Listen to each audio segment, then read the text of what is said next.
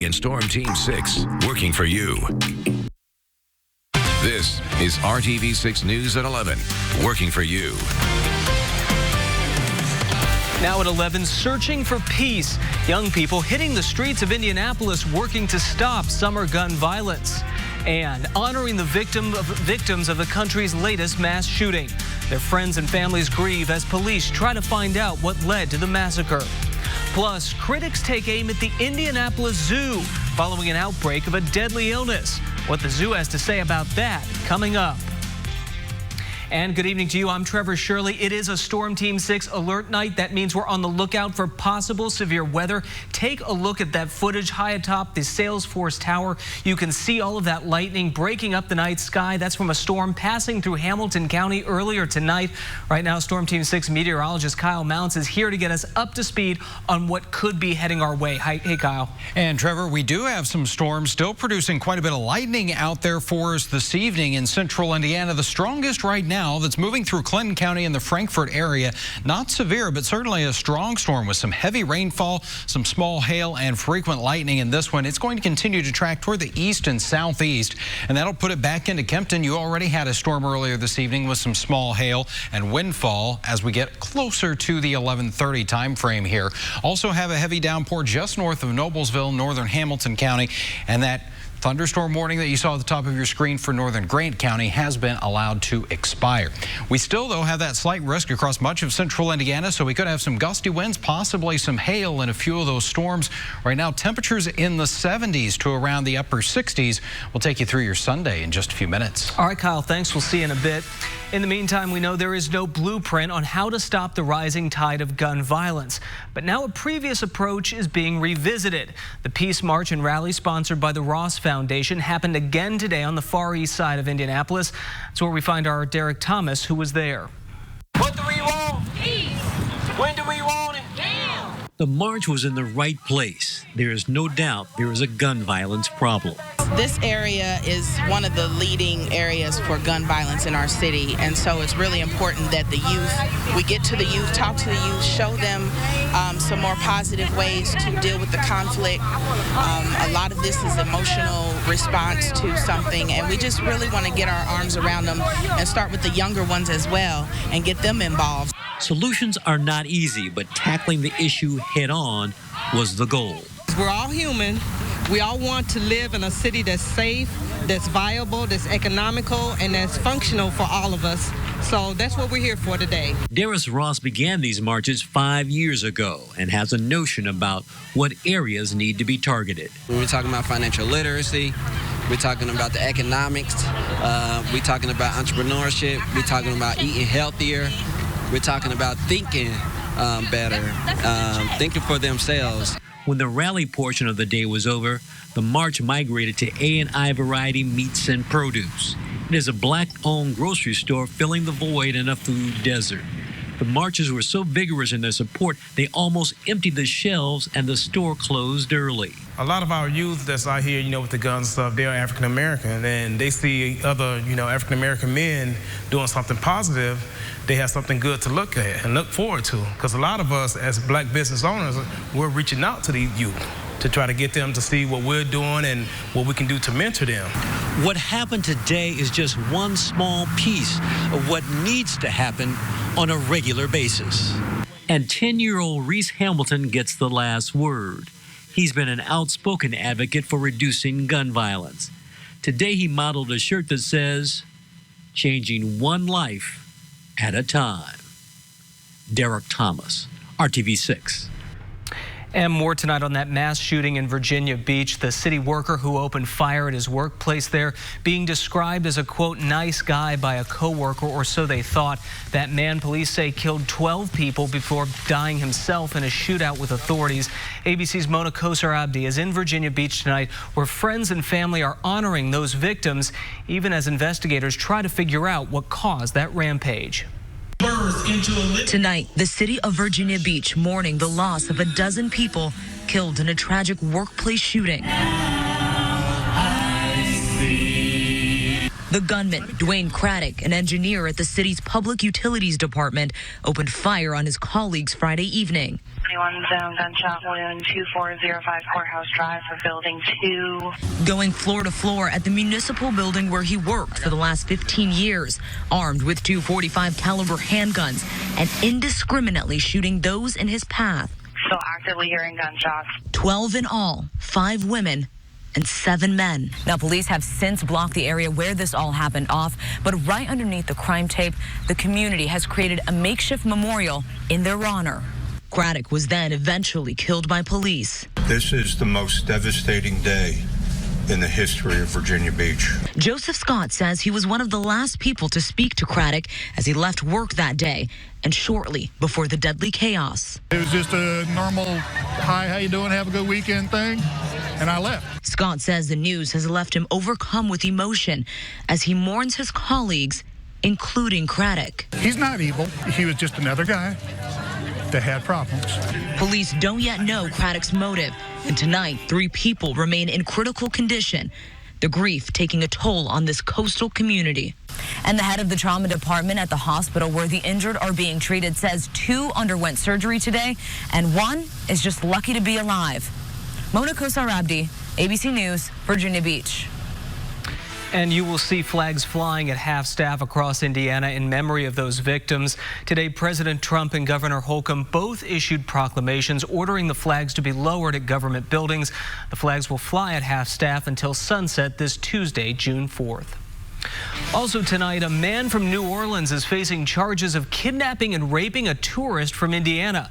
This is a case that stems from an attack police say happened in the French Quarter in October of last year.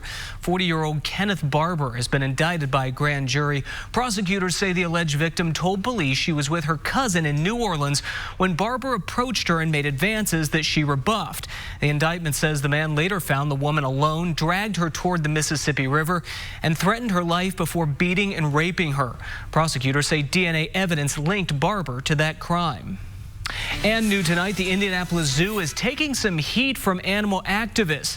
It comes after a 4th elephant at the zoo tested positive for a potentially deadly virus. On Friday, we told you that the elephant named Zahara tested positive for the EEHV virus. It's the same virus that took the lives of the zoo's 2 youngest elephants. Today, journalist and animal activist Yashir Ali responded on Twitter to a story posted by RTV6. He called for a federal investigation into the zoo, and he offered to arrange financing to have the zoo's elephants moved to a sanctuary. Now, earlier today, RTV6 received this response from Judy Palermo. She's the spokesperson for the Indianapolis Zoo. She says, quote, "There is no better place than the Indianapolis Zoo for the elephant herd when it comes to the quality of care and expertise that we provide." She also says the EEHV occurs in all settings for elephants. It has nothing to do with living in a zoo. Palermo went on to say that, quote, "Scientists are working on a vaccine, and our hope is that they will be successful." Also tonight, the music is flowing again under the stars out at Conner Prairie. Symphony on the Prairie is back, always popular this time of the year. It's one of the most popular concert series in central Indiana. Tonight, the Indianapolis Symphony Orchestra opened this year's series with a lot of hair. The orchestra playing alongside the original cast of Rock of Ages. Those attending the concert got a closer look at the performers thanks to 2 new giant LED screens on each side of the stage. Looks like everybody was having a great time out there tonight. Symphony on the Prairie runs every weekend through September 7th with performances from the likes of Smokey Robinson, Kenny G, and 98 Degrees. Well, next on the news at 11, look closely before your cookout. There's a major recall of something a lot of people might be putting on the grill this weekend. And it's on the verge of toppling into the water, what the owners of this home are going through as they helplessly watch the ground literally fall out from underneath. And tonight, tracking a couple of downpours, one of those through Clinton County, another in Hamilton County. But we do have a dry stretch of weather coming our way, and it is much needed. I'll let you know how long we'll be able to put away the umbrella. You're watching RTV6 News at 11. Furniture and Mattress Store, Ashley Home Store. This is RTV6 News at 11, working for you. Well, welcome back. Just in time for grilling season, and there's a major recall of smoked sausage that we need to tell you about. Johnsonville has recalled more than 95,000 pounds of one particular flavor of smoked sausage. Johnsonville says you should throw away or return any packages of its jalapeno cheddar smoked sausage you might have. The company says some customers have complained about finding pieces of hard green plastic inside some of those sausage links. Thankfully, no injuries or illnesses have been reported so far. Johnsonville says the recall involves 14-ounce packages of the jalapeno cheddar smoked sausage with a best buy date of June 9th. Well, it could be the end of an era when it comes to how you get your digital music. That's because Bloomberg is reporting that Apple will announce that it is replacing the iTunes Store. And that announcement is expected this week at the annual Apple Worldwide Developers Convention. iTunes, as we all know, has been a staple for users of the iPod and then later on the iPhone since 2001. The Bloomberg report says Apple will instead launch 3 new apps at the conference, one for music, one for TV shows, and a third one for podcasts. And a Wisconsin family is struggling with what to do about their home. Take a look at that video. That's in a precarious position. It's hanging over an eroding cliff that could give way any time. They say it's too expensive to fix the problem, but letting it slide into Lake Michigan could actually end up costing them even more. Ben Jordan from our Scripps sister station in Milwaukee reports from a house that is literally on the edge. The couple that lived here moved out about a year ago after their side porch fell right into Lake Michigan. Now about 10 feet of their home hangs right over the edge.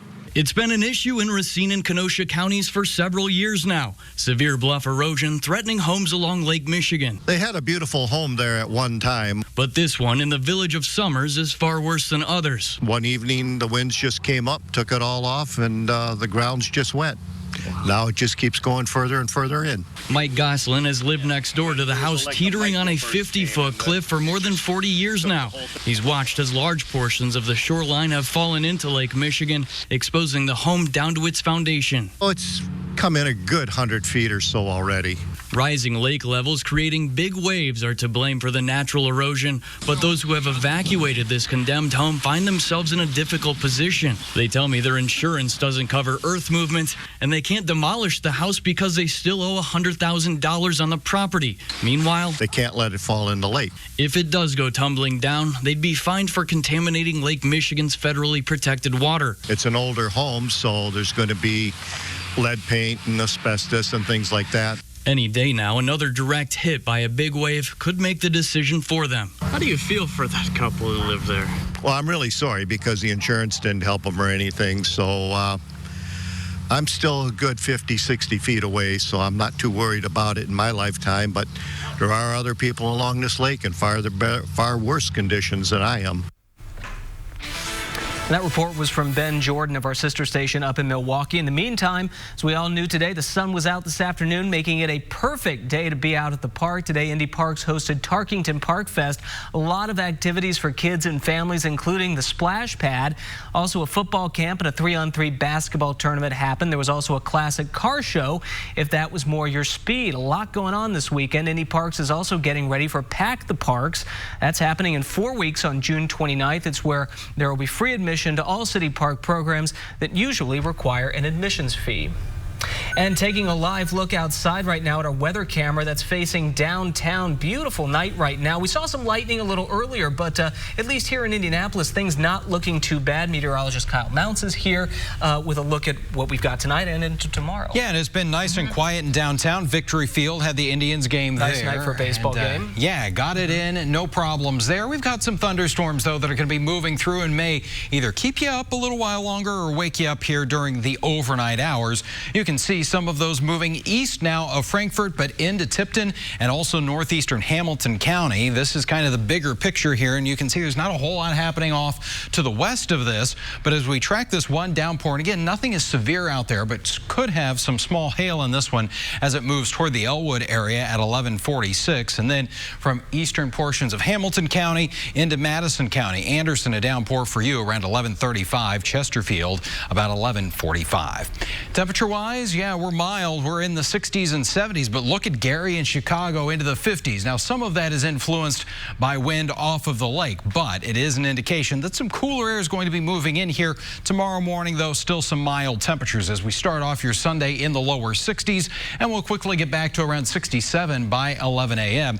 That'll come with some clouds, but I think any shower and thunderstorm activity will move out during the overnight hours, and still that coverage is going to stay fairly limited. But as we go to the middle of the day, some clouds south of I-70. Those will continue to push out of the area. And actually quite a bit of sunshine coming our way for our Sunday afternoon.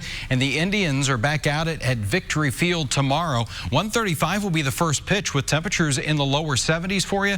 A little breezy northwest wind, 10 to 15 miles per hour, but we will have that sunshine right on into the evening hours. By 5 o'clock, we're around 72 degrees. So with all that sunshine going to be out tomorrow, whether it's at the Indians game or out in the backyard, you're going to need that sunscreen. The UV index running very high at an 8 on the scale tomorrow. With our temperatures, they'll be a little bit cooler. 75 for you in Bloomington, 73 in Richmond, and right at 70 degrees in Peru and Kokomo. On Monday, we're going to keep nice weather going. In fact, Monday morning may be a little bit chilly for some of us. Might need that light jacket as some areas will start off in the 40s, 54 degrees by 8 a.m. and with mostly sunny skies, we'll get into the lower 70s. And yeah, we're going to keep that dry stretch of weather going for us here Monday and even into Tuesday. It's not until Tuesday night and Wednesday that rain chances do return, and that's also back into an active pattern because not only is it Tuesday night into Wednesday, but Thursday, Friday, and Saturday, and some of that rain could be fairly widespread and heavy at times. Not good news, but the silver lining is next 3 days are dry. Perfect way to end the weekend. We'll take warm and dry for Sunday. All right, Kyle, thanks. Well, when you get into your 60s or 70s, you may start to slow things down. But today, Chris Welch introduces us to a dancer in his 80s who's danced with some of the best and is still finding ways to keep that passion alive. The sound of dancing feet has been a part of Gene Gebauer's life for over 7 decades. Toe tip. And even though he uses a cane for assistance, that's sad. But gee, I'm 85. He still gets just as much joy as he did when he first set foot on the dance floor in his teens. And I danced so much that it just kept getting better and better and better and better. So good that he soon made his way to New York, landing parts in 6 of the biggest Broadway shows of the 60s and 70s. I wanted to shout to everybody. I said, I'm in a Broadway show. And, but I didn't, but that's how happy I was. He danced alongside Julie Andrews in Camelot and Carol Channing in his favorite gig of all, Hello, Dolly. And it became, you know, a huge hit. Ran like 5 years. So that was a highlight of my life. But, wow, that doesn't really happen. Okay, I go, you go, I go. After having left New York to start a family, he settled in Colorado, where he's still teaching tap. Okay, I go. 1, 2, 3, 4. Shoot. He says he's slowing down, but his class schedule says otherwise. I teach, Tuesday, Wednesday, Thursday, Friday, Saturday, 5 days a week. And yes, he will occasionally instruct from his chair. I'm weak. I get a little foggy sometimes. But seeing his students' faces when they move is almost just as good. That is a pleasure to see them. They smile when they're dancing, they're happy. That is rewarding, yeah. Reporting in Lakewood, Colorado, I'm Chris Welch. And coming up, the IndyCar drivers had a soggy ride today, but Detroit was still rock city for one driver. We'll hear from the winner of the first half of this weekend's racing doubleheader. It's coming up ahead. You're watching the news at 11 on RTV6. Is working for you. All right, well, it took them a while today to run the first of this weekend's 2 IndyCar races in Detroit. The rain kept pushing back the green flag, and then it ended up cutting the whole event from 70 laps to just a 75-minute timed race. But the wet weather was not enough to keep Joseph Newgarden from picking up a big win over pole sitter Alexander Rossi. Sports director Dave First caught up with Newgarden shortly after he took today's checkered flag. Well, not only does Victory Lane come with a trophy here at Detroit, it comes with a towel. It does. And a dip into Scott Fountain. Not enough towels to dry off after that. These race suits are not conducive to water, okay? It's like a giant sponge. It literally is holding gallons of water by my body right now. Here's the video just moments ago. This was, it's terrible. And it's a little chilly, right? It's so terrible, Dave. Don't do it. I got peer pressured into this. I somehow obliged. But it's been a great weekend, man. You know, to start this off with getting a win in race 1. It's not over yet. We got to make sure to stay on the ball. This is a 2-race weekend. It's the only time it happens all year. Very big points weekend for us. So we got to focus on tomorrow. But for today, great execution. Everyone on Team Penske did a flawless job. It's crazy. Long month of May. You come off the race there. Then we immediately come to Detroit. It's not just one race, it's 2. You can't really celebrate that much. No, you can't. You have to be good in both races. Yeah. You know, it's a big weekend. It's like Indianapolis in a lot of ways. Double points and all that. Double points. You know, it's a big win or a big loss weekend. You don't want to really be in the middle here. You want to have a great weekend. But Team Chevy showed up. They did their homework this offseason. We did our homework at Team Penske, tuning on our race cars. We needed to be better on street courses last year, and these guys have done an incredible job. The Hitachi car was flying, man. It was so fast. Well, you told me on the radio network before the race that Penske, the job they've done with the street course program is probably the best it's ever been right now. It's stellar. It really is. You know, we had some flaws last year or some weak points, and I think we've addressed a lot of them. You know, we still got areas we need to work, but that's racing. You're going to go up and down. Sure. You're never going to stay perfect, you know, continuously. Right. It's just impossible. So, you know, we had a little dip in street course performance. I think we brought it right back up. But it's a combination of the Team Chevy, all our partners. I mean, it takes a lot of people to make it happen, and they've really done a good job this offseason. I'm so pleased that we were able to make big gains. Second win this year, 12th for his career. Just go towel off or something, will you? I need to go change. Go change. Congratulations. This is Dave first reporting. The Hoosiers also are still alive at the NCAA baseball tournament tonight. IU beat UIC out of Chicago 9-5 this afternoon to stave off elimination and to send UIC home. The Hoosiers will have to keep winning, though, if they want to stay in the tournament. Tomorrow they'll face the host team for the regional, the Louisville Cardinals. Louisville lost to Illinois State tonight, though, 4-2. And the Indiana State Sycamores were not as lucky tonight. ISU fell to the number 2 team in the nation, the Vanderbilt Commodores, 8-5 on Vandy's home field in Nashville. The Sycamores will take on Ohio State tomorrow afternoon, with the winner staying alive and the loser going home. And it's the 20th anniversary of the Indiana Fever. Can you believe it? And they celebrated their home opener tonight with a big win. Kelsey Mitchell was the big star for the Fever. She buried 5 3-pointers on her way to a 23-point night. The Fever outscored the New York Liberty 26-7 in the first quarter and cruised on from there. Indiana wins 92-77. They are now 2-1 on the young season. Well, one of your favorite spooky shows is coming back soon, but right now you can get something sweet to go along with it. Coming up, we'll show you how you can get a taste of some of the upside-down flavors. All that's coming up ahead. That, Zaxby's. Well, as you binge seasons 1 and 2 of Stranger Things, waiting for some new episodes to drop this summer, Baskin-Robbins has got you covered. The ice cream chain is launching a lineup of ice cream inspired by the Netflix series that's set here in Indiana. Among those flavors is the Byers House of Lights Polar Pizza ice cream treat with M&Ms that resemble Christmas lights. There's also a Demogorgon sundae that looks like one of the monsters from the show when you look at it from the top. The 3rd season of Stranger Things debuts on Netflix starting on the 4th of July. Gotta admit, I don't know about the show. I've never seen the show. I can binge eat ice cream. I can do that. I don't like ice cream, so nothing in that story did anything for me. All right. Well, let's move right along into radar for you this evening, and we've got some of these stronger storms, mainly a threat of some heavy rainfall in the Tipton area right now, and this is going to be sliding into northern half of Madison County from Anderson into Alexandria. Once we get through the storms tonight, we're in much better shape Sunday, Monday, and Tuesday with a dry stretch of weather before those storms return. All right, nice solid ending to the weekend, Kyle. Thanks, and thank you for watching. We appreciate it. We'll see you right back here tomorrow night. Have a good night.